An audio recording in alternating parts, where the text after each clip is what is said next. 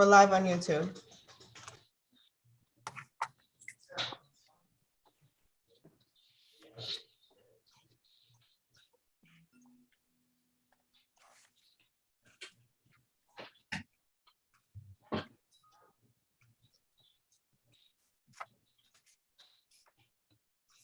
And we're live on our site.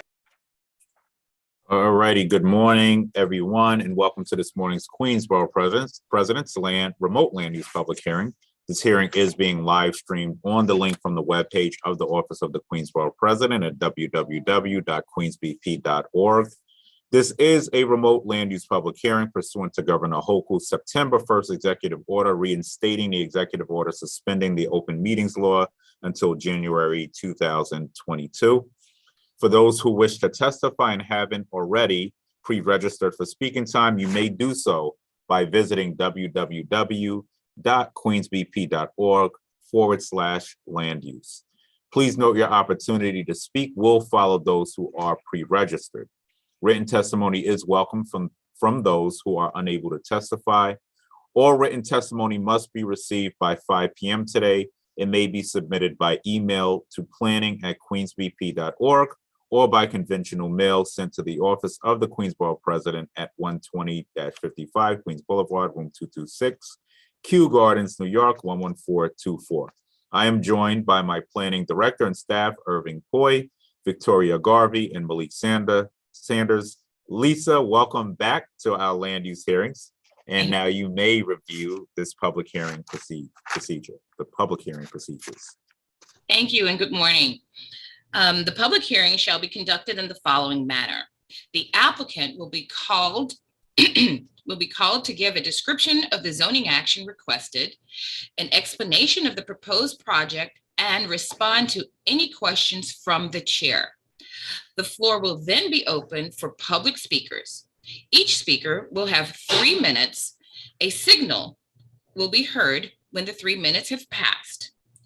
When you are called, please identify yourself for the record, and if you are formally speaking as a representative or member of a group. The calendar number, the application you are speaking about, whether you are for or against the item, then begin your testimony. At the discretion of the chair, if there are a large number of speakers on any particular item, it may be put on second call. Speakers for and against that item may also be called to testify in alternating basis. Thank you for your cooperation. All right, thank you, Lisa. You've just been advised on the proceedings of this hearing and how it will be conducted. Please keep your comments focused on the application you're speaking about. Please stay within the allotted 3 minutes. When you hear the signal, please wrap up and finish your comments. The chair reserves the right to ask speakers for clarifications or further information regarding the application or comments. Lisa, please call the first calendar item. Calendar item number 1, ULURP number 210189 ZMQ. The applicant is 99-20 Realty Corp. Affected Community Board number 3. Please begin. Okay. Hi, everyone. Good morning, and thank you for having us. My name is Ron Mandel from Belk and Burden. With me this morning are members of the property owner team, including Willie, Umar, and Youssef, and as well as Tommy Giannopoulos, our project architect on the application.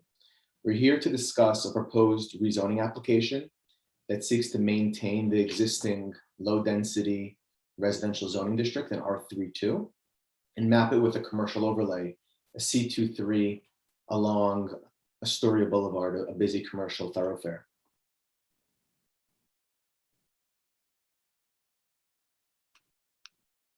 Can everyone see my screen?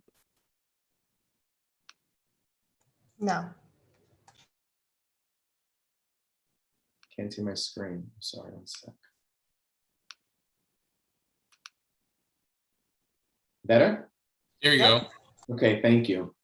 I just had up the zoning map, and that was the first slide that was up, and I'm sorry that it wasn't visible before. But this shows the location of the subject block. It's a small triangular block in the middle of the red circle.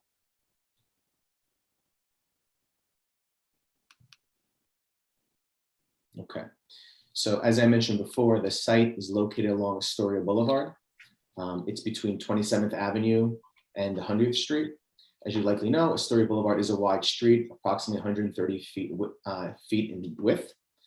The rezoning area consists of 4 tax lots, and you could see them on this drawing broken out within the black dots. So the area outlined by the black dots is the entire block. The property that's owned by the applicant is outlined in red. So the rezoning area consists of 4 tax lots, lots 17 and 23, which are both undeveloped, and lots 14 and 15 are improved with residential buildings. 2 of the 4 lots are owned by the applicant. The other 2 are not owned by the applicant, and they're in common ownership. The commercial overlay does not change the residential designation of the block, nor does it permit additional residential square footage on the block. And the existing residential uses may remain indefinitely if they choose so. The proposed commercial designation is an overlay. It basically layers on top of the block so that all the owners on the block have the flexibility to have a commercial, community facility, or residential use on their property in addition to or instead of the residential use. And as you can see from this drawing, many of the blocks in the area have the commercial overlay, which is represented by the hatch mark. Again, the residential uses are still permitted to remain on the block, but a commercial use with an FAR of 1.0, which would allow 1-story building if the lot was built entirely. That translates into a building that measures about 5,500 square feet for the applicant. And this drawing illustrates what the existing zoning map looks like on the left side. And you can see it's an R32 with no commercial overlay. Basically, it's carved out of the commercial overlays that exist along this portion of Astoria Boulevard. On the right, illustrated by the dots, is the portion that's we're looking to put an overlay on top of. The block has been located in R32 zoning district since the adoption of the resolution in 1961. And as you can see, again, it's a small block. It measures about 10,000 square feet, surrounded by commercial overlays to the south, west, and east along Astoria Boulevard. This is a site plan of the proposal, assuming that the commercial overlay is approved. And it represents, as I mentioned before, a 1-story commercial building that measures about 5,500 square feet. And the area along 27th Avenue is required to be set back to widen the sidewalk. So currently the street is mapped at a width of 70 feet. But the way that the properties were developed over time, before the adoption of the formal city map, it now triggers the need to widen the sidewalk, which would add an extra 5 feet along 27th Avenue.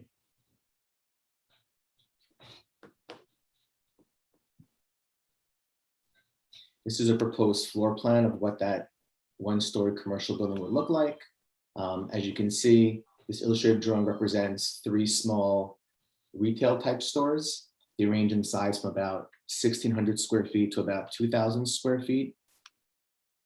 All the entrances are proposed along Astoria Boulevard, so as not to interfere with any of the residential uses in the back along 100th Street or 27th Avenue.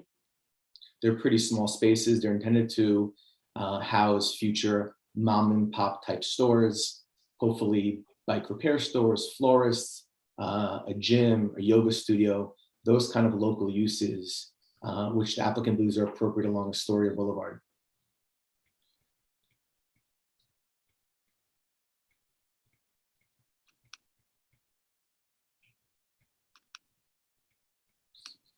And this is a rendering of what that 1-story building would look like along Astoria Boulevard with its continuous street front. I'm glad to address questions about the project and zoning issues involved. Before I do that, I would like to raise and address the questions and comments that were made during the community board process. First of all, as I mentioned before, the sidewalk along 27th Avenue will be widened by 5 feet. to make it more comfortable along 27th Avenue. In addition, another item that was raised during the community board process was an issue that was brought up about 6 years ago. It was an issue involving a bus stop relocation. Unfortunately, this misunderstanding was not put to rest back then, about 6 years ago. Simply, the bus stop that's located in front of this property along Astoria Boulevard, it was moved, but it was moved to the correct location. And the current location was approved by the city's DOT. I think it's important just to bring that up because that was raised at the community board level. In addition, the Department of City Planning did review an environmental assessment statement that's required to be submitted in connection with the land use application. And City Planning's Environmental Assessment Review Division did make a determination that the proposed action will not have this significant adverse impact on the environment, including traffic. The applicant also made certain commitments to the community board, which we would like to reiterate, and we're glad if it's put on the public record. First, with respect to future small commercial store tenants, the applicant agreed to consult with the community board, help identify prospective tenants for a new commercial building. Obviously, this is a project that the owner wants to be successful, and if there's input regarding who appropriate tenants would be, we're more than welcome to work with the community board on that. In particular, if there are specific tenants that the community board has in mind, again, we're more than happy to meet with those prospective tenants at the appropriate time. The applicant also agreed to return to the community board if the bulk of the proposed commercial building was materially modified. Again, there's not much that could be done here. The FAR is 1.0. Theoretically, if someone were to build a 2-story building and have half that lot vacant, it would change the look of the building. And so again, if that did happen, the applicant did agree to come back to the community board to share their modified proposal. Lastly, I mentioned before that there are 4 tax lots on the block, and there's a neighbor who owns 2 of those 4 lots. One lot is developed with a home, the other is an undeveloped lot. That neighbor who owns the house next door was concerned about construction, which we fully appreciate and understand. However, I think it is important to, again, stress that steps can be taken to ensure the safety of people and property, as often the case with construction, particularly here for a proposed 1-story building that can't measure more than approximately 5,500 square feet. That neighbor's windows will not be blocked. That neighbor has no windows along that property line. The applicant also agreed to enter into a written agreement with the neighbor before any demolition was started to hopefully alleviate her concerns. Although not requested, the applicant also offered to cover her expenses for her professional fees, whether it's legal or engineering, to review the proposed plans, to negotiate the agreement, and to monitor the project during the entire construction process. Again, I personally can state that I understand why any neighbor would be concerned with construction, but again, things can be done to make sure that properties are safe during the construction process. And we hope that, we can meet with the neighbor and work out any issues between the parties. I believe also it's important to note that the applicant has been a neighbor. They've owned this lot for about 10 years.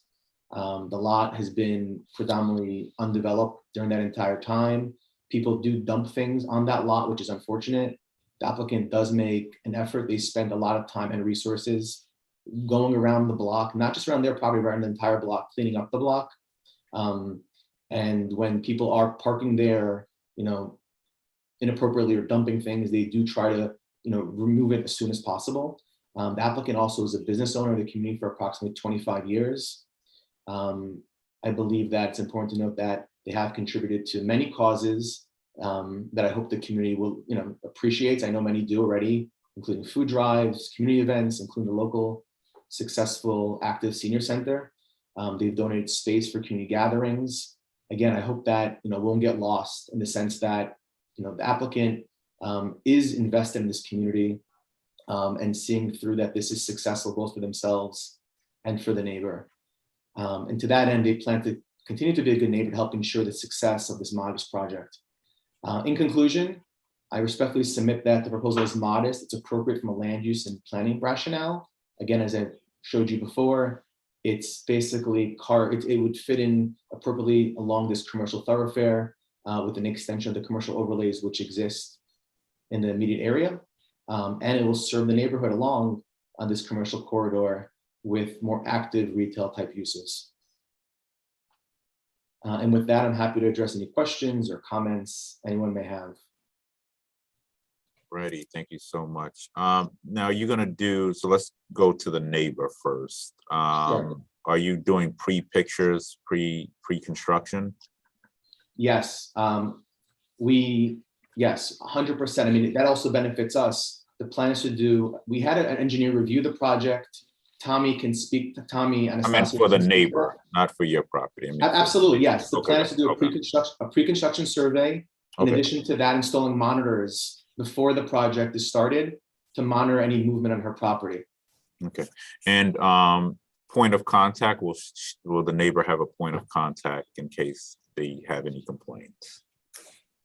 Yes, we're hoping that the lines of communication will get better between us and the neighbor.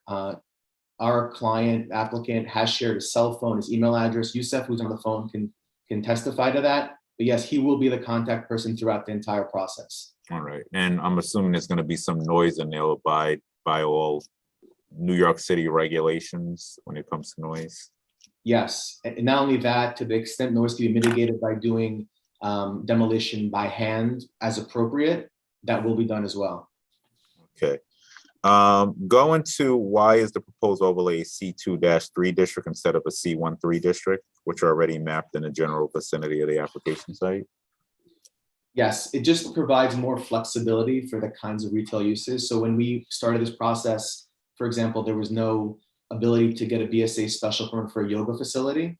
And now I know things are changing in terms of there's no need for, in the near future, there will not be a need for a BSA special permit. But that was one of the uses, for example, that the owner would like to have there, some kind of yoga facility, which could not be done in a C13. Okay, got it. And go through some of the uses I know you said you're gonna work with the community board, and I've heard that a million times in my career, but what uses are you contemplating on the site again? Sure. So the kind of uses would be, again, a gym, yoga facility, a florist, bicycle sales, bicycle repairs, the kind of uses they think that would be successful here. And how many stores are you contemplating? Around three, Around between okay. between 1,600 square feet and about 2,000 square feet. Okay, got it. All right, I think this is pretty straightforward. Any questions from my staff on this? No, no questions. Okay. Oh, and just go through parking. How many parking spots? There's 0 parking spots. The Okay. lot's very small. It's only 5,500 square feet. Okay. So it's way below the requirement that triggers parking. Okay. All righty. All right, thank you for your testimony. Do we have any other individuals who wish to testify on this item? We have one. Members of the public. Okay, we'll go to that individual. And we'll ask you to state your name for the record and who you're representing.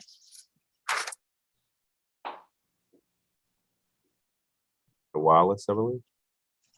Yes, good morning. Can everybody hear me? Yes, good morning. Mr. Wallace. Good morning. Yes, my name is Hamlet Wallace. I'm the chair of the Land Use Committee at Community Board 3.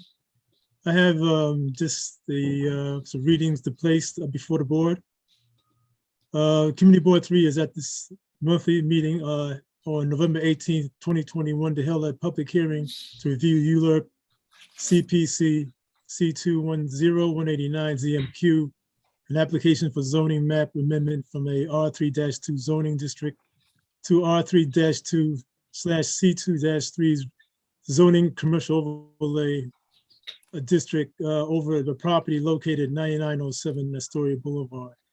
I know I only had 3 minutes, so I like to maybe have to just cut some of this down. No, But go ahead. You going can to- read it. You can read it into the record. It's fine. Okay, thank you. You're the only person testifying. Okay.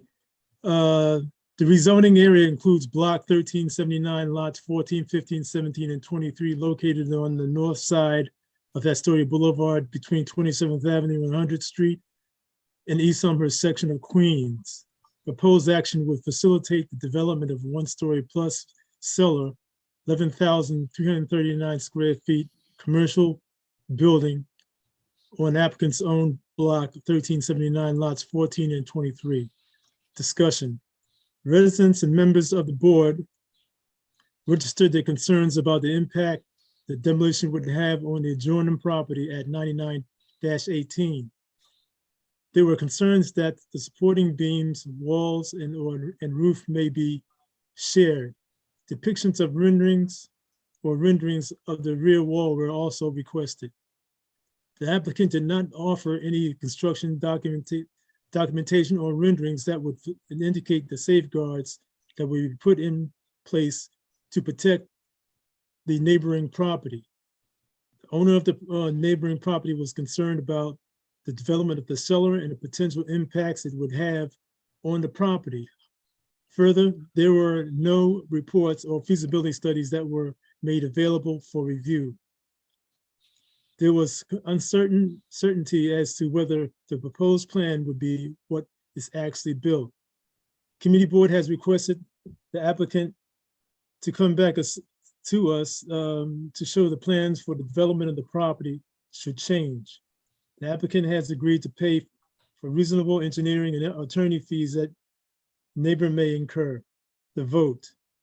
Upon review of this aforementioned proposal, the motion to disapprove the application was passed as follows: 21 in favor, 12 opposed. This concludes the reading. Thank you. And the premise of disapproval was because they didn't show you renderings. Am I reading that correct? Not just particularly in the renderings, but there was no information that was needed to address the owner's needs in terms of clarity weren't really rendered at the time. Okay. Because this is the semi-detached building, Mhm. and there was a question about the structural activities, and apparently the community board and also the neighbor just weren't satisfied with the results what was offered. I don't, if the applicant wants to respond, Ron? Yeah, thank you for the opportunity. Hey, Mr. Wallace, good morning. Good morning, Ron. Good morning. If I may, so to those points, I would like to set the record just to clarify, there was no request by the community board for drawings of the safeguards. Anastasios, who's on the line, who's on the Zoom call also, he did speak to what safeguards would be in place. The typical safeguards that are put in, plus more. Again, God forbid that building collapses. We have way more problems than building a one-story building. The owner agreed to indemnify the neighbor, provide full insurance. I mean, think this is not the first time a project has been built, as Mr. Wallace knows. But again, there was no request for drawings. We did testify. Anastasios did walk the community board through what safeguards we put in place through the entire process. Again, moving forward, we don't have detailed construction drawings yet. We're not there yet. We are happy to share those with the neighbor's engineer. The neighbor's engineer could review them at our expense. They can critique them, we can change them. Things could be done to make sure that everything is safe moving forward. I do think it's unfortunate though, from a land use and zoning perspective, there were many members in the community board who agreed that this was appropriate. But in my opinion, and again, Mr. Wallace, please feel free to respond. There were no critiques regarding the appropriateness from a land use and zoning perspective. The only critique we had was regarding the neighbor's concerns. Mr. Wallace himself voted in favor of the application because, again, Mr. Wallace, I leave that to you to address, but from a zoning and land use perspective, there was no concerns. We believe we're hoping we can work with the neighbor, but we know confidently that we can make sure the neighbor's building is protected throughout this process. And again, at the time that we share the drawings with the neighbor, if the community board wants to be involved, by all means, we can involve them if they want to be. I don't think they would want to be, but if they want to be, we're more than welcome to share the drawings at that time. Okay, I really can't contesting or verbally, in terms of your position. Of course, what you said is true. However, the sensitivity of the matter and the respect to the owner in terms of providing clarity, and also the documentation supporting the vision of the two the semi-detached building does cause a great concern to the community people, even though they're not professional to actually understand the clarity of the construction process. But they weren't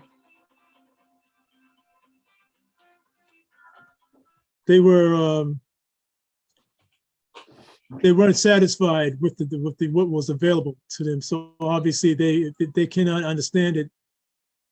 Their responses will not be anything that would be favorable. So I understand that, but in essence, Okay. the community is what it is, and they responded based on what was available for them to observe. Okay. Understood. All right, great. Thank you. Thank you for your testimony, Mr. Wallace. And I will say that I've done many land use projects and I've never seen a developer get to this point, at least in my time in doing land use, willing to pay fees and all these other things. So I do want to acknowledge that that is something that, is really unique, at least in my time. And I chaired the council zoning committee, and I've just, it's very rare that you see this. So I think that the developer has taken a step in the right direction and ensuring that, whatever ways they can mitigate some of the issues they could. I would recommend getting the renderings over to the community board if you can, as well. There's nothing to hide here. Absolutely. They're going to be public anyway. I'm sure you're following them with DOB anyway. So get those over, and we'll monitor this, as it proceeds as well. But I do want to acknowledge, Can I say something else? Yes, Mr. Wallace. Mm-hmm. Okay, there is one item that that the owner or the community board was not truly pleased with, was the fact that, as a result of what I've known to date, there has not been a lot of outreach towards communication with the owner of the 9918, and I think that's the issue. Okay. To really make that clear, even though I understand there was some discontinuity in terms of the conversations, but yet there's got to be some sincere outreach towards that particular person. And what I would recommend, Ron, I don't want to go back and forth on this too much longer. If you can send something in writing to the owner with a point of contact, these are the steps we're going to take. This is who the owner, should contact in the event they need to work together. If there are noise issues, quality of life issues, and I think that we can, put this to bed after that. So absolutely, I appreciate you bringing that up. We already did send a letter, and moving forward, we will make sure that we have proof of sending letters. Also, I think that's important to track that. Mm-hmm. But yes, and we're hoping that with a local active community member, hopefully we can arrange a meeting in person or by Zoom with her to again reiterate our position. So can you do that before I have to issue my recommendation? So if you can do that within a week, that would be good. When do I have to issue my recommendation, Irving or Lisa or Victoria? It will be late, probably early January, being the board just acted. All right. So if you can have that done by the time I have to issue my recommendation, that would be helpful. Thank you. All right. All right. Any other members of the public who wish to testify on this issue?